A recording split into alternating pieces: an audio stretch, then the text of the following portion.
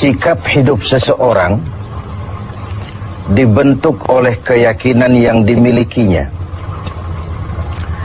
Sebagai muslim, keyakinan kita berpatri pada dua kalimat syahadat. Asyhadu an la ilaha illallah wa asyhadu anna Muhammadar Rasulullah. Kalimat ini membentuk perilaku kehidupan. Itulah ikrar yang kita ucapkan. Artinya, pada saat kita berkata asyhadu an la ilaha illallah, saya bersaksi tidak ada Tuhan selain Allah, kita sudah melaksanakan sebuah ikrar. Kalau saya yakin tidak ada Tuhan selain Allah, itu berarti saya tidak akan pernah takut kecuali hanya kepada Allah. Saya tidak akan pernah menggantungkan hidup kecuali hanya kepada Allah. Saya tidak akan melarikan persoalan kecuali hanya kepada Allah. Saya tidak akan minta tolong kecuali hanya kepada Allah. Saya tidak akan minta rezeki kecuali hanya kepada Allah. Berurat dan berakar itu di dalam hati, membentuk kepribadian dan mewarnai seluruh langkah kehidupan kita. Di zaman kita fasih betul mengucap dua kalimat syahadat. Tahlil pun lancar. Tetapi konsekuensi dari kalimat itu sering kita abaikan. Apalagi kita sedang berhadapan dengan zaman yang serba sulit seperti sekarang ini. Ekonomi yang belum pulih, lapangan kerja susah, pengangguran banyak, biaya hidup tinggi. Orang mudah mengalami proses pergeseran nilai. Sholatnya masih menghadap Allah, tapi kepengen dagangan laris menghadap dukun. Dicampurlah itu, iyyaka na'budu wa dukun nasta'in. Ini kan sudah gaya hidup yang sinkrit. Nah, puasa melahirkan keikhlasan. Kenapa? Karena ibadah ini seperti kita pernah bicarakan tanpa sugesti. Mungkin kalau kita sholat masih berharap dilihat orang. Kita membayar zakat, kita bersedekah masih berharap dilihat orang. Tapi dengan puasa hanya kita dan Allah saja. Ini harusnya melahirkan gaya hidup keikhlasan. Bahwa kalau kita sudah berbuat, yang penting kita dan Allah saja.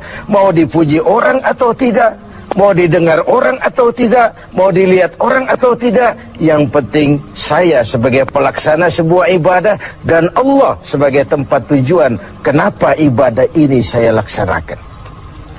Karena itu, pada jumpa kita sore ini, kita akan bicara tentang ikhlas dalam menghadapi kehidupan ini. Sebab bukan saja hanya sholat kita harus ikhlas, puasa harus ikhlas, zakat harus ikhlas. Menjalani hidup ini pun kita harus dengan penuh keikhlasan. Kita tahu bahwa apa saja kalau sudah mulai kita gantungkan kepada yang selain Allah, bersiaplah untuk kecewa. Apa saja kalau sudah mulai kita gantungkan kepada yang selain Allah, bersiaplah untuk kecewa. Nah, ikhlas tentu bukan hal yang mudah dilaksanakan, walaupun sangat mudah untuk diucapkan. Tetapi inilah yang diperintahkan Allah kepada kita. Kalian wa ma umiru illa liya'budullaha mukhlisin. Kalian tidak diperintahkan kecuali hanya menjadi penyembah Allah yang penuh keikhlasan. Penyembah Allah yang berangkat dari semangat keikhlasan. Saya ingin mengungkap apa yang pernah disampaikan oleh Imam Al-Ghazali tentang keikhlasan ini. Beliau menyatakan, An-nas kulluhum mauta illa al-alimun, wal-alimuna niyamun illa al-amilun, wal-amiluna mughtarruna illa al-mukhlisun. Manusia, kata Al-Ghazali, pada dasarnya mati, kecuali orang yang berilmu. Orang yang berilmu walaupun dia hidup, tidur, kecuali yang mengamalkan ilmunya. Dan orang yang mengamalkan ilmunya, banyak yang tertipu, kecuali yang ikhlas di dalam mengamalkannya. Begitulah dalam kehidupan ini, manusia pada dasarnya mati, kecuali orang yang berilmu. Tidak banyak yang bisa dilakukan tanpa ilmu. Ilmulah yang membuat manusia itu hidup, bergerak, berbuat, berkembang, tumbuh menjadi lebih maju. Ilmu dalam sebuah ungkapan lama membuat hidup jadi mudah. Seni membuat hidup jadi indah. Dan agama membuat hidup jadi terarah. Dengan ilmu hidup jadi mudah. Apa yang hari ini terjadi di benua lain, hari ini juga kita tahu dari kamar kita. Dari kamar kita bahkan kita bisa ngobrol ke luar negeri. Itu kemudahan yang terjadi karena faktor ilmu. Dahulu tahun 50-an, orang kita kalau pergi haji ke Mekah 6 bulan. Kita sudah lupa dia baru pulang 6 bulan. Yang ada cuma kapal laut, sementara Mekah Madinah unta. Sekarang orang berhaji cukup 1 bulan. Kemajuan ilmu yang menciptakan Boeing memotong waktu 5 bulan. Ruang dan waktu sudah bukan masalah. Manusia mati kecuali yang berilmu. Orang yang berilmu, walaupun dia hidup, tidur, kecuali yang mengamalkan ilmunya itu. Nah, orang yang mengamalkan ilmunya banyak yang tertipu. Merasa sudah banyak karyanya, sudah banyak ibadahnya, sudah banyak kebaikannya. Mereka banyak yang tertipu, illal mukhlisun, kecuali yang ikhlas di dalam mengamalkan ilmunya itu.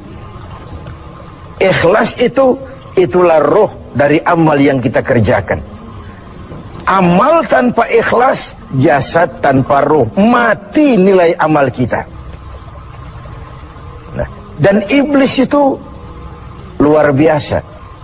Sehingga Nabi katakan, iblis masuk ke tubuhmu, menggodamu melalui saluran darahmu. Persempit jalan masuk iblis ke tubuhmu. Sahabat bertanya, dengan apa ya Rasul? Dengan zikir dan lapar. Saya ingin mengulangi hadis ini. Iblis masuk ke tubuhmu, menggodamu melalui saluran darahmu. Persempit saluran masuk iblis ke tubuhmu. Dengan apa ya Rasul? Dengan zikir dan dengan lapar. Jadi ketika kita melaksanakan ibadah puasa ini, kita mempersempit ruang gerak iblis. Itu makna bahwa kalau datang Ramadan, diikat setan dan iblis itu. Siapa yang mengikat? Ya kita sendiri. Dengan apa? Dengan ibadah puasa. Kita ikat dia, tidak berkutik, memperturutkan hawa nafsu sebagai kendaraan utama si iblis tadi. Jadi kembali kepada soalnya, keikhlasan. Itulah nilai dari amal kita. Nah, iblis datang kepada setiap orang dengan bendera yang tidak sama. Iblis datang kepada orang kaya dengan bawa bendera bakhil. Iblis datang kepada penguasa dengan membawa bendera kezaliman. Iblis datang kepada para kiai dengan membawa bendera hasud, iri hati, dengki. Iblis datang kepada orang kaya dengan membawa bendera pelit, bin bakhil alias kikir.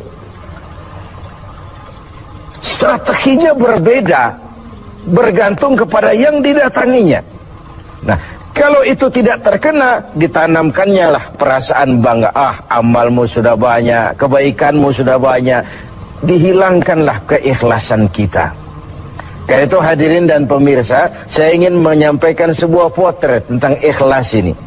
Dulu ada cerita, kiai punya santri 2 orang. Satu namanya si Ali, satu namanya si Umar.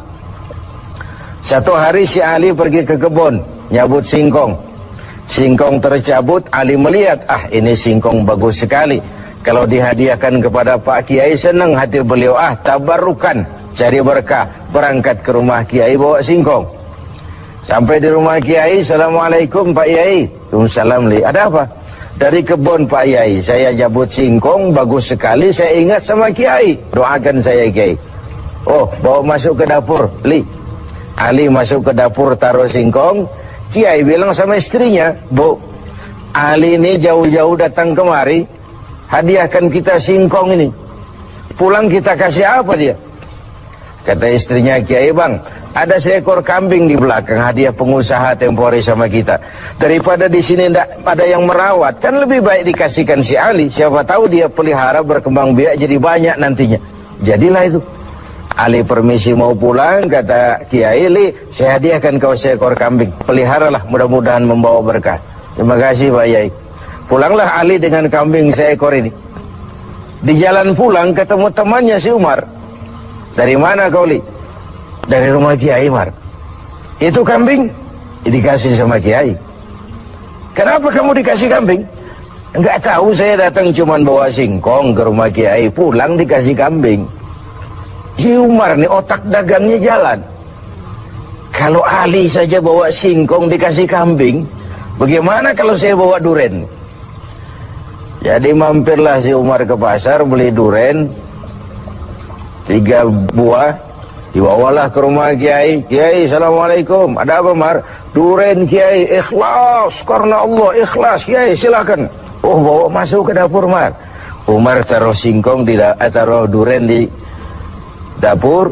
Kiai bilang lagi sama istrinya, Bu, Umar ini datang bawa duren lebih banyak dari yang dibawa si Ali. Kita kasih apa dia pulang? Kata istrinya Kiai, Abang nih kambing seekor pun sudah dikasih Ali, Bang. Sudah nggak ada apa-apa lagi di rumah. Gitu ya? Iya. Jadi macam mana? Kata istrinya Kiai, begini sajalah, Bang. Ali tadi kan datang bawa singkong.